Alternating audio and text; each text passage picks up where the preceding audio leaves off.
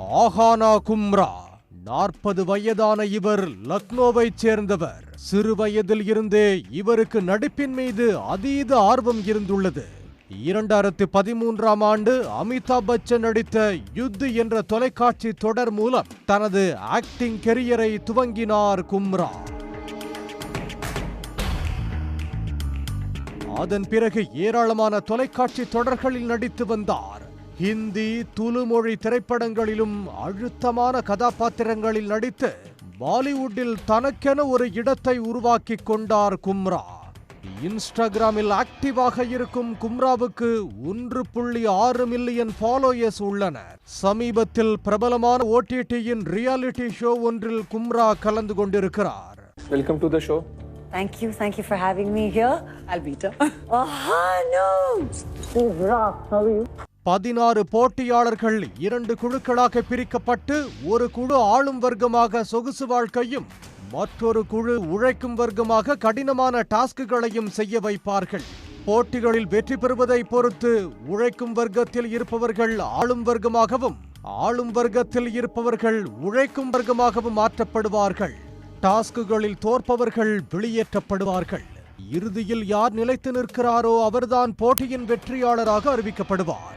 50 லட்சம் ரூபாய் பரிசு பணமும் வழங்கப்படும். இந்த ரியாலிட்டி ஷோ நிகழ்ச்சியில் கும்ரா கலந்து கொண்ட 21வது நாள் வெளியேற்றப்பட்டார். அதே நிகழ்ச்சியில் போஜ்புரியின் பிரபல இசைக்கலைஞரான பவன் சிங் என்பவரும் கலந்து கொண்டிருக்கிறார். நடிகர், பாடகர், இசைக்கலைஞர், அரசியல்வாதி என பல முகங்கள் கொண்ட பவன் சிங் போஜ்புரியின் சூப்பர் ஸ்டாராக கொண்டாடப்படுகிறார்.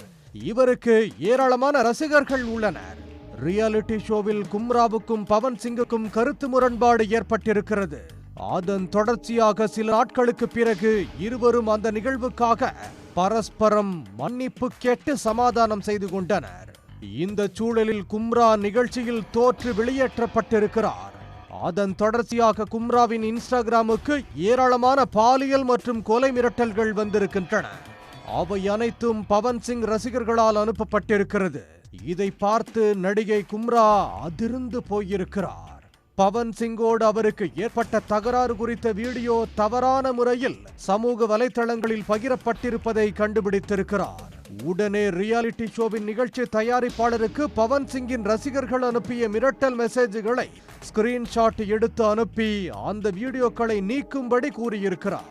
பவன் சிங்கோடு ஏற்பட்ட கருத்து வேறுபாடு ரியாலிட்டி ஷோவிலேயே சரியாகி இருவரும் சமாதானம் அடைந்து விட்டதாகவும் அதை புரிந்து கொள்ளாத ரசிகர்கள் தன்னை ஆபாசமாக திட்டி மிரட்டல் விடுத்து வருவது வேதனை அளிப்பதாகவும் யூடியூப் சேனல் ஒன்றுக்கு அளித்த பேட்டியில் நடிகை கும்ரா குறிப்பிட்டிருந்தார். கன்னட நடிகர் தர்ஷனின் வழக்கிலும் அவரது ரசிகர்கள் இதேபோல்தான் நடந்து கொண்டனர்.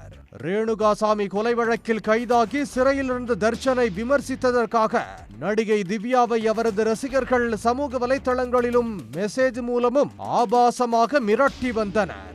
அந்த சம்பவம் தொடர்பாக நடிகை திவ்யா புகார் அளித்ததை தொடர்ந்து ஆபாச மிரட்டல் விடுத்த தர்ஷனின் ரசிகர்கள் கைது செய்யப்பட்டு சிறையில் அடைக்கப்பட்டனர்.